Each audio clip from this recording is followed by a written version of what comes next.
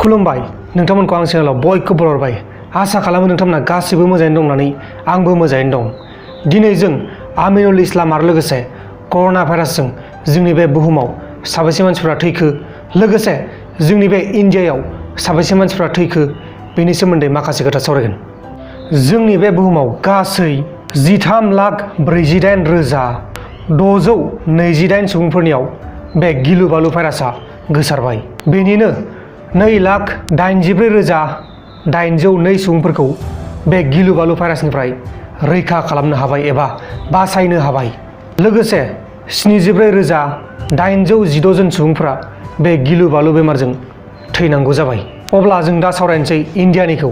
जोंनि बे इन्डियायाव गासै 4,422 सुबुंफोरनियाव बे गिलु बालु भाइरासआ गोसारबाय। बेनिनो 322 सुबुंफोरखौ बासायनो हाबाय एबा रैखा खालामनो हाबाय जोंनि बे भारत हादराव। लोगोसे 114 सुबुंफोरा बे गिलु बालु भाइरास एबा कर'ना भाइरासजों थैनांगौ जाबाय जोंनि बे भारत हादराव। दा टाइमा जाबाय दं बेलासिनि 3 रिंगा। बे 3 रिंगायाव आं बे भिडिअखौ खालामबाय दं। दाहाय बेलासियाव बारायबावगोन आरो बारायबावखागोनखा। बारायगासिनो दं नन स्टप एकदमबारे खारलांगासिनो दं। ओरैबायदि माने साननैजोंनो 1 लाख गाहाम बारायो। आरो नोंथांमोनाथ' सोंहरखागोन आसामाव साबेसे जाखो होननानै। आसामाव गासै दालागै 27निफ्राय बारा मोनथ'वाखै। बे 27 सुबुंखौ दा ट्रिटमेन्ट खालामगासिनो दं एबा देहा फाहामसालियाव देहा फाहामगासिनो दं। दा जियानो जादोला जों दा सावरायनोसै आमिनुल इस्लाम जायबा AIUDF ना मा होनो बेनि MLA नगाव जिल्लानि दिहिं होननाय मोनसे समस्तिनि MLA बिथां आमिनुल इस्लामखौ पुलिसफोरा हमनाय जाबाय। मानि थाखाय हमदों होनब्ला बिथाङा बे कर'ना भाइरासखौ लानानै धोरोमखौ हमनानै माखासे खोथा बुंदोंमोन। दा बेनि थाखायनो बिथां आमिनुल इस्लामखौ एबा AIUDFनि MLA खौ एरेस्ट खालामनाय जादों। खौराङाव फोसावनाय बायदिब्ला दा बे आमिनुल इस्लामखौ पुलिसफोरा थानायाव लांबाय। लोगोसे जोबथेसालियावबो लांगोन होननानै बुंनाय जादोंमोन। नाथाय जोबथेसालियाव लांमारगोन ना लांमारा बेखौ दासिमबो मोजाङै थि फोसावनाय जायाखै। जेब्ला जोबथेसालियाव लांनाय जायो अब्ला नोंथांमोननो आङो फोरमायगोन। आमिनुल इस्लामा जाहैबाय मुस्लिम मानसि। बे नगाव डिस्ट्रिक्टनि सिङाव थानाय दिहिं होननाय मोनसे जायगानि MLA मोन। बे MLA जानानै कर'ना भाइरासखौ लानानै माखासे खोथा बुंदोंमोन। दा बेनिखायनो बे आमिनुल इस्लामखौ हमनाय जादों। दा बेखौ लानानै माखासे मुस्लिम सुबुंफोरा गरम जादों। बे कर'ना भाइरासनि थाखायनो बिथां आमिनुल इस्लामाबो जोबथेसालियाव थांनो गोनां जादों। जोबथेसालियाव लांथ'वाखै, दा पुलिस थानायाव लांबाय।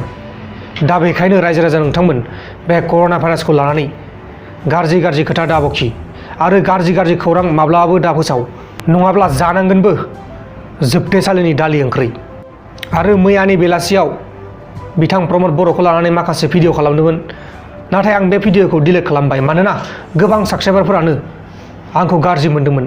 दा बेनिखायनो आंबो भिडिअखौ डिलिट खालामनानै होबाय। जेबो अरजाया। नाथाय बिथां प्रमद बर'आ बेखौ बुंखादोंमोन 30,000 होननानै। बेखौथ' आं बानायाखैना, गोबां मानसिफोरानो आंखौसो बानायदों होनदोंमोन। आं बानायाखै बेखौ। नोंथांमोननोबो आं भिडिअ प्रुफ देखायखादोंमोन। दा आंखौसो बानायदों होननानै मानसिफोरा बुंदोंमोन। दा बेखायनो आंबो बादो दिनैनिफ्राय आङो पलिटिक्सनि भिडिअ खालामला। प्रमद बर'नियानो जा, हाग्रामानियानो जा, UPPLनियानो जा बा BPFनियानो जा, बिसोरनि सायाव आं माब्लाबो भिडिअ खालामला। मानो होनोब्ला आंहासो गाज्रि मोनजानो गोनां जायो। दा बेखायनो नोंथांमोना आंनि चेनेलाव पलिटिक्सनि भिडिअ मोनगोन होननानै माब्लाबाबो दा सान। मैयानो मिथिजोबखाबाय आङो मा जादों मा जायाखै गासिबो खोथाखौनो। मैया आङो 2 घन्टानि उनाव भिडिअखौ डिलिट खालामनानै होदों। डिलिट खालामनानै होनो गोनां जादों मानोना गोबां गाज्रि कमेन्ट आंखौसो बानायदों होनदों।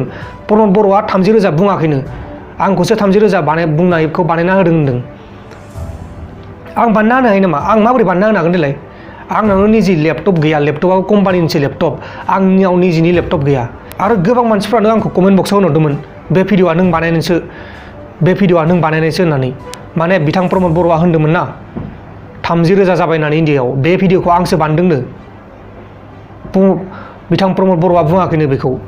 दा बेनिखायनो आंबो बोरैबा मोननानै आंखौ बानदों साननायखाय आंबो भिडिअखौ डिलिट खालामनानै होदों। दा जियानो जादोला बेखौ लानानै जेबो दावराव दावसि जानांला। गोरोन्थिया बयहाबो जाखायो। बिथां हाग्रामा महिलारिनियाबो जायो, बिथां प्रमद बर'नियाबो जायो। दा बेखौ लानानै जेबो दावराव दावसि खालामनो गोनां जेबो खोथा गैया। नाथाय बे भिडिअखौ आङो मोन्दोंसो ससियेल मिडियायाव, बड'लेण्ड रादाबाव मोन्दों बा डिजिटेल बड'लेण्डआव मोन्दों बा फेसबुकआव मोन्दों। बिथां प्रमद बर'आनो रोखा रोखा बुंना लाखादोंमोन 30,000 होननानै। नाथाय बे 30,000 होननायखौ आंखौसो बानायनाय होननानै बुंदों। आंथ' बानायाखैना बिदि। आरो लोगोफोर, आंनि बे चेनेलाव माब्लाबो पलिटिक्सनि भिडिअ मोनला। मानो होनोब्ला बिथां प्रमद बर'आबो पलिटिक्सआव हाबबाय। दा बेखायनो नोंथांमोना गाज्रि मोनो। बेनिखायनो आङो पलिटिक्सनि भिडिअ माब्लाबो थैब्लाबो लाबोला। नोंथांमोना दिनैनि भिडिअ गोबां खोथा मिथिबाय जानो हागौ आमिनुल इस्लाम आरो लोगोसे कर'ना भाइरासनि बागै। दिनैनि भिडिअआ बेखिनियावनो जोबनाय जाबाय।